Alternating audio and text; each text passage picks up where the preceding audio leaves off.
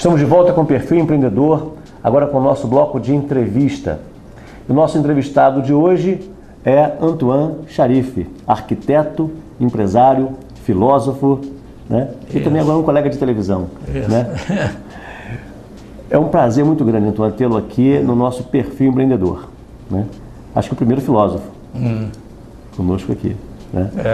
Primeiro, Antoine, eu queria que você nos contasse assim, me fala um pouco da tua trajetória. Muita gente te conhece pelo programa Reto Pensar. É um programa que já está há um bom tempo lá no Canal 10, com grande sucesso. Um programa que fala muito de filosofia. Aliás, você é filósofo, arquiteto. Queria que você começasse falando um pouco dessa trajetória. Quem veio primeiro? Foi o arquiteto? Foi o filósofo? A filosofia ela nasceu quando eu tinha 12 anos de idade. Eu já era crítico. Questionava a existência de Deus, questionava todos os problemas de natureza religiosa. Isso é um fato importante na minha vida. Eu comecei do zero para crer no poder, no Todo-Poderoso. Então isso foi um sistema muito rígido, muito sólido. Não é uma fé gratuita, uma fé fanática que veio de graça e adotei de graça.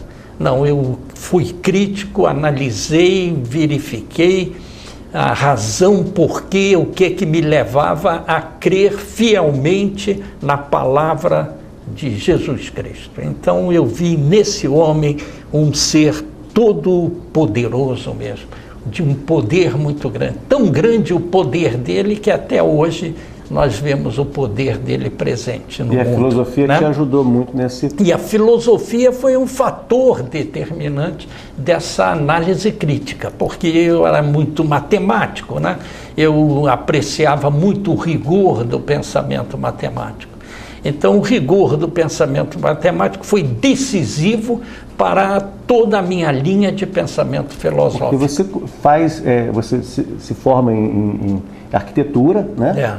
Faz arquitetura, quer dizer, trabalhou com arquitetura há muito tempo e foi estudar filosofia depois, quer dizer, fez formação, mestrado, doutorado? Não, eu me dediquei à filosofia aos 18 anos, quando eu comecei a escrever já todos os meus trabalhos filosóficos. Eu comecei a estudar, e com 18 anos eu estava iniciando o curso de engenharia de arquitetura, né?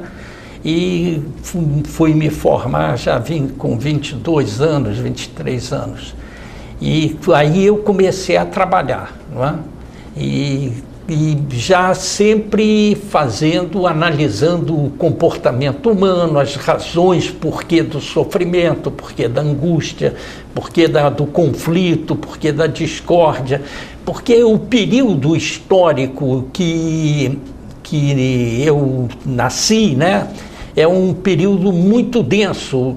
Eu nasci em 39. E em 1939 foi o início da Segunda Grande Guerra Mundial. Então nós vivemos toda essa problemática existencial nessa época, nesse período. E é uma problemática muito densa. Então a nossa vida, todo aquele que é contemporâneo meu, que está me ouvindo, deve sentir isso também, que nós vivemos momentos históricos muito fortes, muito densos e muito marcantes, que trouxe uma pedagogia muito forte para nós. Nos deu uma formação muito grande, intelectual também.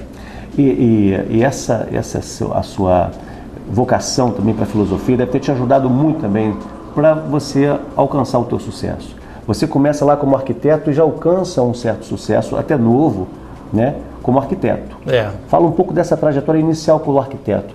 O trabalho, você chegou a comentar, parece um prêmio que você recebeu em Brasília, já novo, ainda novo como arquiteto. Logo que eu me formei, né, eu recebi um telefonema de Brasília para fazer um estudo habitacional. Eles já me conheciam lá da escola de arquitetura, então eles tomaram conhecimento. Então eram os sindicatos Quem mandava no Brasil naquela época eram os sindicatos, né? Os presidentes de sindicatos, juntamente com o presidente da República, com João Goulart na época, eles mandavam no Brasil. Então, o sindicato se reunia no Rio de Janeiro, numa mesa grande, assim, parecida 10 vezes o tamanho dessa, né? Então ficavam todos presidentes e vinha aquele garoto de 23, 24 anos, eles ligavam para Petrópolis, recém-formado, ligavam para Petrópolis, lá ia eu no meu fusquinha, descia para atender lá o pedido deles. Então foi aí que nós começamos a criar um plano habitacional para o Brasil. E esse plano ele foi lançado com o primeiro lançamento foi na Estrada Velha da Pavuna. Foi lá que nós fizemos 500 e tantos apartamentos, projetamos 500 e tantos apartamentos, projetei 500 e tantos. Isso tem até esse projeto está aqui, né?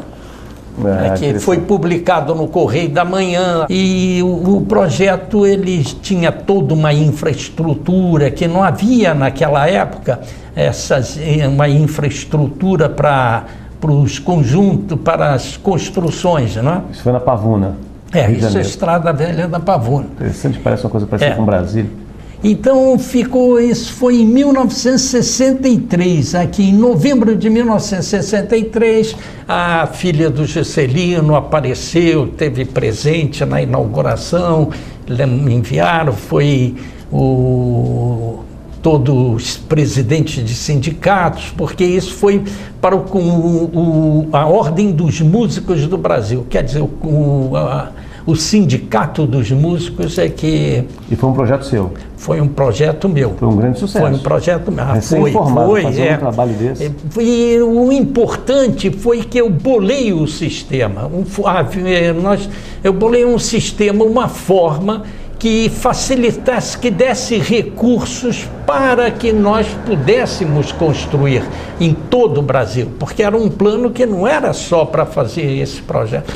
Era para atender a todos. Então, para isso, eu criei uma espécie de uma cooperativa, né? Onde todos aqueles que se inscreviam, eles tinham que coparticipar com uma certa quantia. E Brasília, então, subvencionava uma outra parte. Muito bom. Então, isso estava tudo contabilizado com organogramas, como é que os recursos iam entrar, como é que iam sair, Então, tudo era planejado direitinho, com muito rigor. Então, esse arquiteto, já novo, recém-formado, com grande sucesso, com um projeto desse tamanho, né? Aí já começa uma carreira de sucesso. Né? Mas acontece que isso foi em 63. E como teve um sucesso muito grande esse projeto, e estava projetando João Goulart já com muita força no cenário político, houve a Revolução.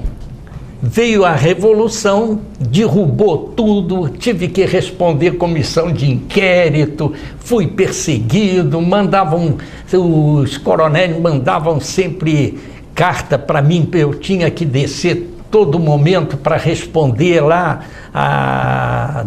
Destruíram tudo, destruíram os projetos, quebraram tudo. Então, todo aquele trabalho foi em vão. Aí eu falei, puxa, passei aqui quase 2 anos para não chegar a lugar nenhum. E aconteceu o seguinte, que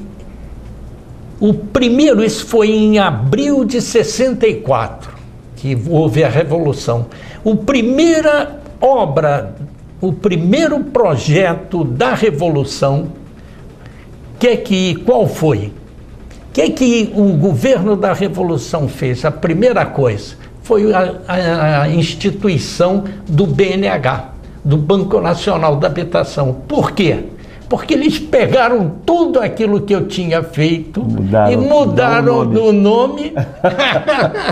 Mudaram o nome, mas acontece que se vocês pegarem no Correio da Manhã, de quinta-feira, de 14 de novembro de 63, vocês vão ver lá todos os meus documentos. Estou conversando com o autor do projeto BNH. Aí toda a instituição do BNH ficou fundamentada naqueles princípios econômicos e financeiros, né? Muito bom. Foi assim que... E a partir desse momento, quer dizer, você já morava em Petrópolis nessa ocasião? É. Né? Morava em Petrópolis. Já morava em Petrópolis. E aí continua atuando como arquiteto aqui?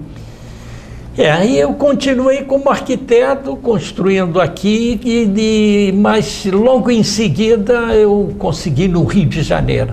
A Revolução, eu ao invés, era para eu ser um indivíduo revoltado contra a Revolução e provavelmente seria perseguido, acabava não dando em nada. Aí eu usei da inteligência. Se eu vou remar é a favor da correnteza e me inseri dentro do sistema. E aconteceu o seguinte, que eles, me conhecendo o meio financeiro, conhecia meus trabalhos no campo dos recursos econômicos e da engenharia, então aí me chamaram para fazer, porque o governo federal lançou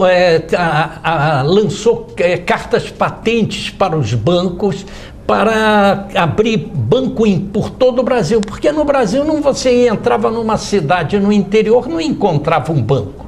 Então não tinha como crescer. Realmente isso foi uma medida importante, inteligente. Aí começaram a distribuir carta patente para tudo quanto era banco atualmente existente. E com isso os bancos tinham um prazo de 4 meses para abrir uma agência. Então eu entrei nesse sistema. Então você vê que eu peguei uma mina de ouro, né?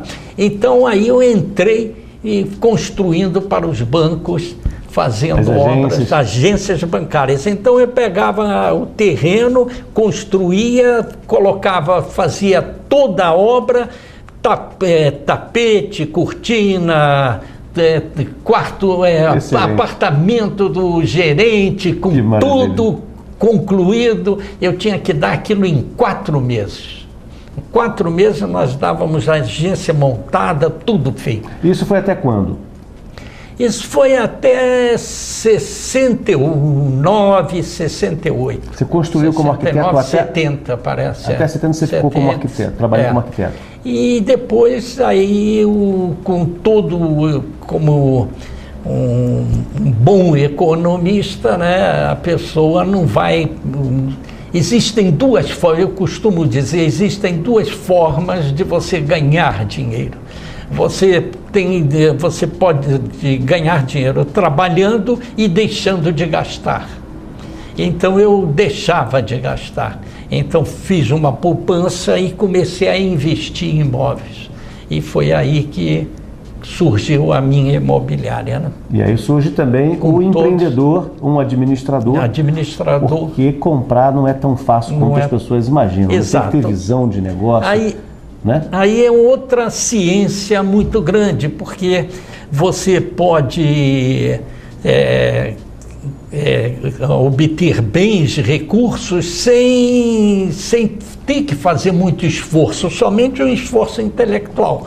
Então, e com isso, muita gente começou a me imitar também. Então, Mas nem todo mundo que compra bem, porque se você compra um imóvel, um prédio, por exemplo, num lugar onde daí a 2, 3 anos acontece uma obra do lado, aquilo pode desvalorizar absurdamente, uma obra ruim, né? A pessoa tem que ter uma noção de crescimento, uma noção correta daquilo que vai fazer, né? Para que não invista num bem que vai lhe trazer um insucesso. Então nós temos que eu procuro verificar o valor da aplicação e do rendimento. Muita gente fica satisfeito com 0,8%, 1%. Eu procuro sempre manter em torno de 3%, 4%.